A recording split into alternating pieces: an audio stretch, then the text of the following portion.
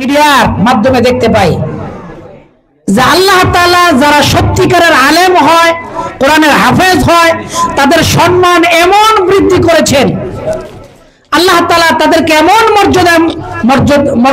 মর্যাদাবান করেছেন। গোটা পৃথিবীর মধ্যে উল্লেখযোগ্য অনেক কোরআনের হাফেজ আলেম, যারা বিশ্ববিখ্যাত আলেম কোরআনের হাফেজ হয়েছেন, যাদের সাথে মুসাফা করার জন্য মানুষ লাইন ধরে থাকে, যাদের সাথে কথা বলার জন্য মানুষ লাইন ধরে থাকে। আপনারা দেখেছেন আমাদের বাংলাদেশের অহংকার, যুব সমাজের আইডল হযরত মাওলানা মিজানুর রহমান আজহারি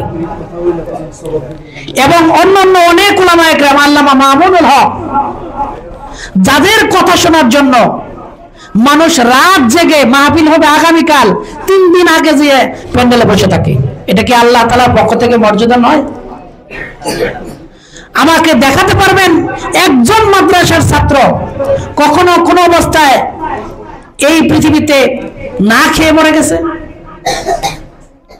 একজন মাদ্রাসার ছাত্র দ্বীনি ইলম শিক্ষা করার কারণে তার অভিভাবককে, পিতামাতাকে অহংকার করে, তাদের সাথে দুর্ব্যবহার করে